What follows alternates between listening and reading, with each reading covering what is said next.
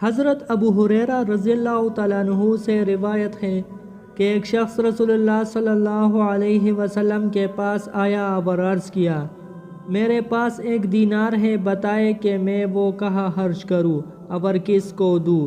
آپ صلی اللہ علیہ وسلم نے فرمایا، سب سے مقدم یہ ہے کہ اپنی ضروریاتوں پر خرچ کرو۔ اس نے کہا کہ اس کے لیے میرے پاس اور ہے۔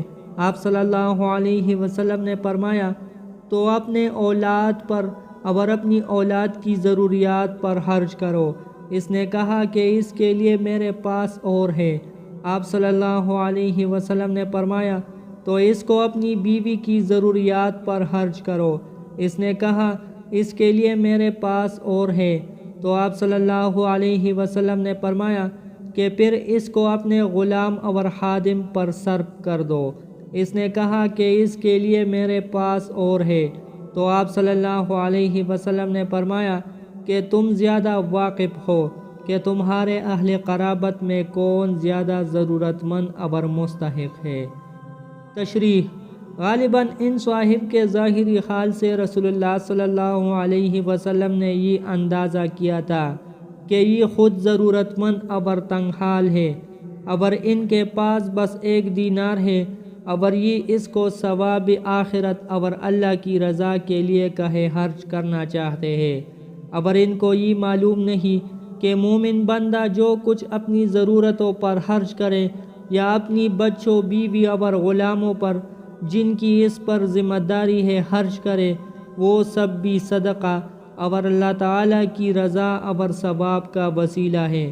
اس لیے آپ صلی اللہ علیہ وسلم نے ان کو بلا ترتیب یہ مشورہ دیا۔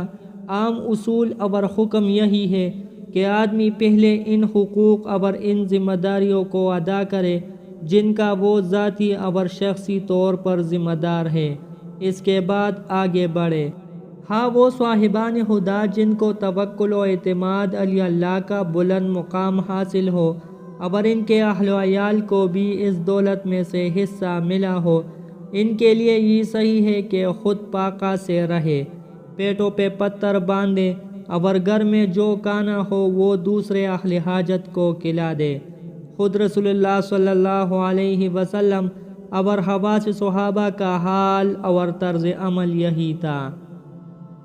حضرت ابو ہریرہ رضی اللہ تعالیٰ عنہ سے روایت ہے کہ انہوں نے رسول اللہ صلی اللہ علیہ وسلم کی خدمت میں عرض کیا، یا رسول اللہ صلی اللہ علیہ وسلم، کون سا صدقہ افضل ہے؟